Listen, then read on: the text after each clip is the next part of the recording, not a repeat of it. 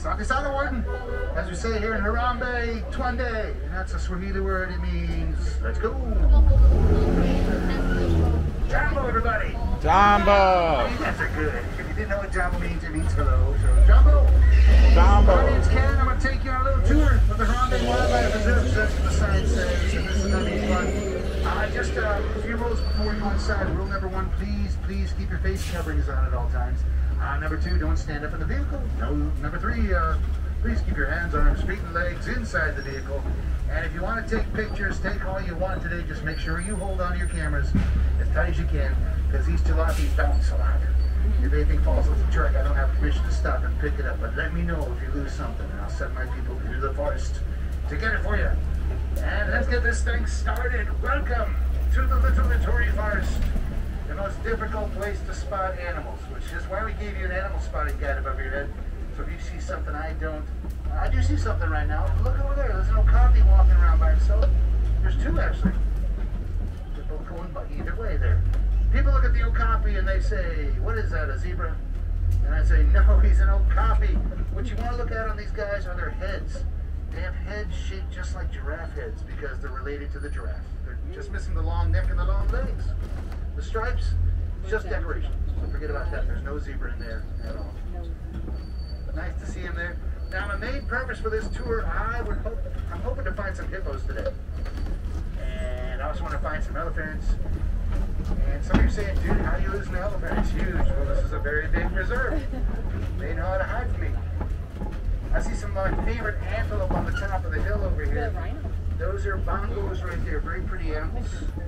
Also called the ghost of the forest. On the left, I see some legs on rocks.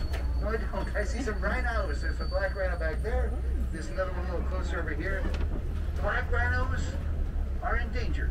There's only about 4,000 of these guys left in the world. We're happy he's here on the reserve. We can keep him safe and protected. And that looks good. Yummy yum. Eat that. And here's the better view of the bongos. They're down here on the right side, just hanging out by the small pond. If you look at the bongos, they've got these horns on their head that bend backwards. That way they can sneak through the forest without getting all tangled up. I still say they're very pretty animals. But if I want to find hippos today, I got to take you people deep into the forest. We're going to go all the way to the Safi River, which is not that far away. It sounds more dramatic when I say it like that, though. It's right over this little tiny river. And okay, where now? Tiny river. Take it right. And when we get to the river, I'm going to show you guys how we spot hippos. We've had a lot of problems trying to find them because they stay underwater most of the time. So what you do when you come to a river in Africa is you look at the surface of the river, and then you look at the dark. First you look for bubbles and then dark shapes under the bubbles. And that's usually where the hippos are. I don't see anything right here. That's okay, I wasn't expecting to. Hippos like really big water. Actually, wait a minute. There's one right down here on the right side. It's underwater now. Now here's the problem that we're trying to find hippos. Hippos don't swim. They either float or sink. And then they hit bottom and just start walking around wherever they want to go to. They stay down there for about 8 minutes at a time. Let's see if there are some big ones over here. There's some big ones on the left side. Yay! These guys weigh about 5,500 pounds. And remember this though, hippos can be dangerous. If you're in Africa, in a little boat, you see a hippo under your boat, get out of the way. They're very territorial. You meet the wrong hippo, it's going to get mad at you, and you probably won't have a canoe anymore, and that's no good, boss. So I guess the general rule is always check your water source in Africa before you get close to them. You don't want to meet angry hippos, number one. Any more down here? Let's see. There's one walking. Come on in, the water's fine. So you don't want to meet angry, grumpy hippos. Worse than that, you might find some grumpy reptiles out here too. Let me see if they're here. Yes, they are, right by the bridge over here. We've got some crocodiles. Nile crocodiles. 20 feet long, 260 pounds, they're not vegetarians, and some people confuse them with alligators. But alligators have shorter and flatter heads, and even though they look like they're smiling, they do not swim.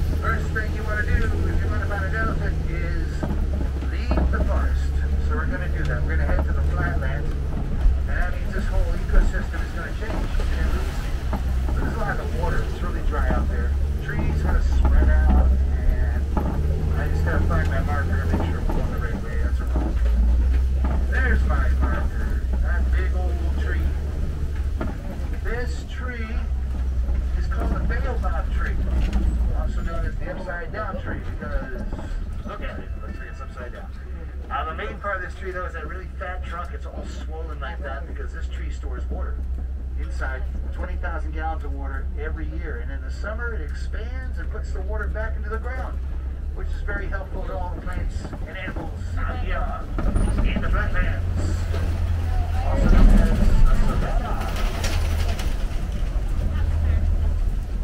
When you guys think of African animals, you probably think of giraffe and zebra and lions and elephants, antelopes. They all live out here. And what a big difference in landscaping. Let's face it, the forest is a mess. Everything out here is nicely trimmed. And the reason I think about it, here's what it is. The animals that live here are like gardeners. The wildebeests and the buffalo, they eat the grass in the ground. The giraffe take care of the trees, and the elephants knock things over. They're like bulldozers. And it looks really peaceful out here today. But you still have to be on the lookout for predators. A great place for those guys to hang out would be by these gray rocks on the left-hand side. Let me put up a little bit. Look over the hedge and see if we see anything fuzzy walking around. I got the sun right in my eyes. I do see some. Oh, we got hyenas here. Yeah, let me cross past this one rock. People ask me all the time, are hyenas like, are they dogs, are they cats, are they wolves? Actually, they are their own species. The scientific word is hyenidae. And they're very good scavengers. And they usually travel in packs of 3, and one of them in the pack will be a female. She's in charge. That's the way it goes. Alright, you guys, you stay over there. Nice to know where you're at. We're going to go find some friendlier animals, and let's do that. Now, of course, this person in green is a friendly animal. This is one of the warden's assistants. The warden's the guy who's in charge of all the animals, making sure they're safe all day. And the guys around these trucks. But on the right side, we got some wildebeests over there. These gray, shadowy animals. Anything on my left-hand side? They usually travel together in really big herds and look for food. Sometimes they travel in groups of like 15,000 of them. Why? Because safety in numbers, that's why. Oh, there they are. They're way back there. I passed right by them when I was talking about something. Now, I'm not expecting to see elephants in this area, because I know elephants like places with large watering holes, and there's none of that here. But I'm going to head a little bit farther up that hill that way, and I think we'll pass right by some watering holes. Here's another better view of the wildebeests.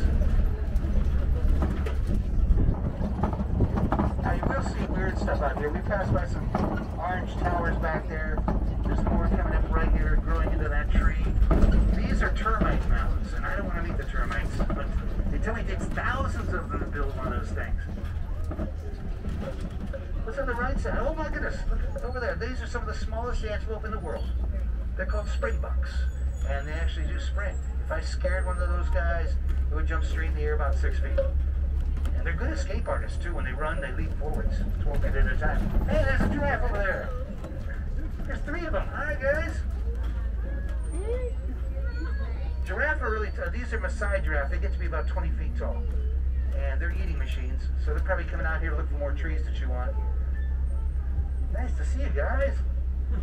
Oh, and on the right side, I love these cows. These are Watusi cows, or Ankoli cows, whichever you like better, but check out the size of the horns on these guys. The horns are not as heavy as they look though. They're kind of hollow on the inside. But if these cows get hot in the summertime, they have the ability to pump blood from their body into their horns and cool it off and put it back in their body again. Thank you, Mother Nature. Now, I wasn't expecting to see giraffe come cruising down the top of the hill. I was expecting them to be right here, and there they are. These are the really tall boys eating some tree leaves. We're going to pull right up next to this one Maasai giraffe. Watch his face when we get up there. He's using a really long purple tongue to reach up and grab those tree branches. It's like an extra hand. It's all sticky. I'm talking about you. There you go. Eat away. Chew, chew, chew. Interesting thing about giraffe, they do give birth standing up, which is a bit of a shocker for the baby because he drops 6 feet to the ground when he's born, but he's fine. He just relaxes for 20 minutes, and he's up and walking with everybody else. I see a lot of broken stuff here too. We might find some elephant really, really soon. Let me turn this corner here. And I see one. Oh yeah, right behind this big rock. I just saw him walk by. These are my favorite animals, the elephants. And when I see one, I try not to scream like a fangirl.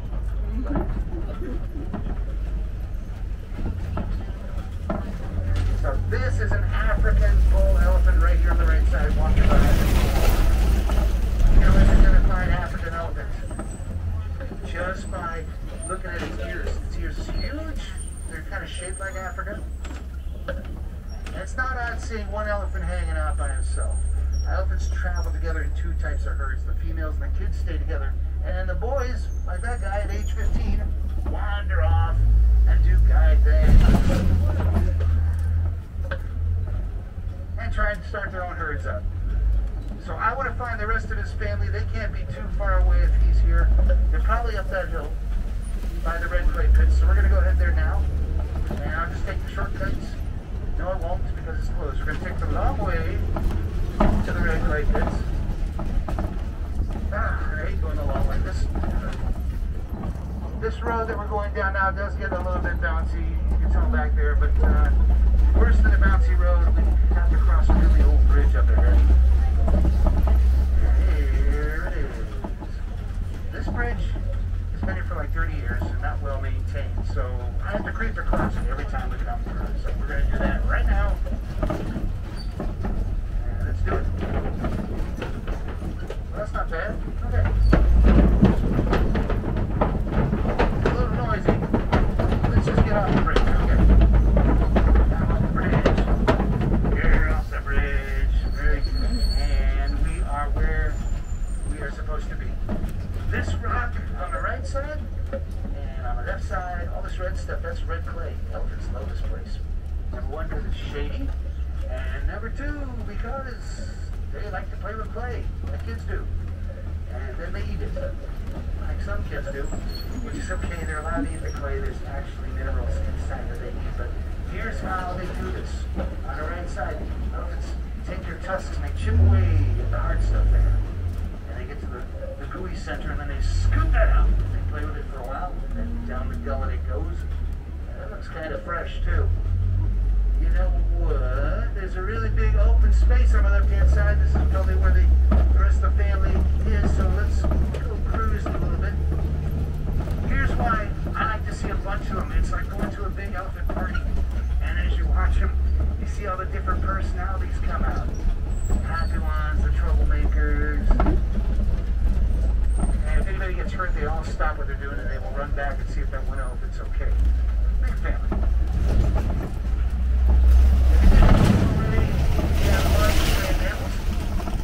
They're so big, they have only one enemy, and that is humans. And the meanest humans I can think of are a bunch of people called poachers. We don't like them. We sneak out to reserves and try to hunt the elephant for their tusks, because the tusks are made of ivory. But lucky for us, we got the warden out here. He can arrest those poachers. Still looking. What are you guys? Don't tease me.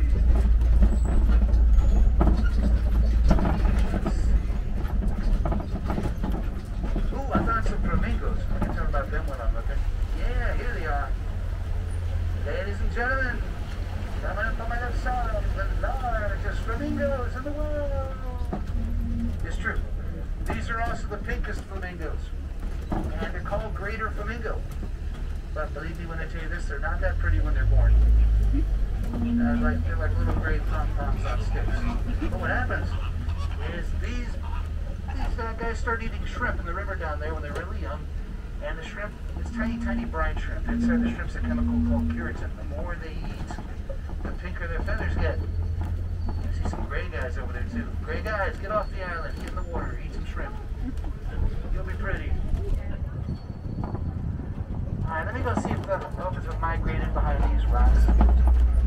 I haven't been here myself in a long time.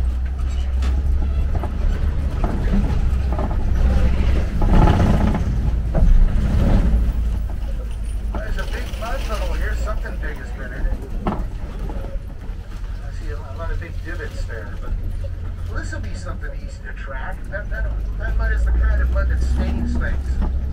If you sat in there, you'd be totally orange right now. So what I'm going to do, it's not you, water bug, you're fine. I don't think like you've been in that orange thing. I'm going to keep my eyes open, look for something big and orange, walking through the green forest. So, okay, I'll do that. I'm going to keep my eyes open for that. I'm going to give you guys something more fun to do. When you turn the corner to the right here, we're going to enter a place I call Big Cat Country. The reason I call it that is because I've been lucky to spot cheetahs. On my left-hand side, I see one right there. Lying down, looks like a big yellow spotted dog. Cheetah is the fastest animal in the world. Look at him go. Yeah. Here's the thing. Cheetahs can run up to speeds of 60 miles an hour, but they don't do that all day long. You know, it's like an extra burst of speed if they want to catch something. I see another one back there by the real log. So most of the time during the day, they do rest here in the shade of the trees.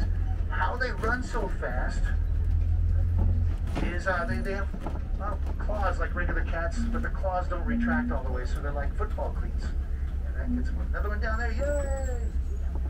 You guys are boring me to tears. You're not doing anything today. That's okay. We're gonna go find some bigger cats. Let's do that. Right in front of me is a place called Kobe Rock. And here it is. I like this place a lot because there be lions here. This is a great place for a family of lions to live. It's right in the middle of the reserve. They can climb on top of the big rocks and see everything that's going on and plan their nightly activities, which is basically this. At sunset, the male lion comes out to the rocks. He's ready. And he'll guard this place all night long. And the females go off and do some hunting, and then they all meet in the morning at sunrise, and they yell at each other for an hour, true story. Then they take a nap for most of the day. So if you came by here about an hour and a half ago, they'd still be crashed out totally on the rocks. There's a female, the male, they see the second female, she should be in there someplace. This area kind of reminds me of the Lion King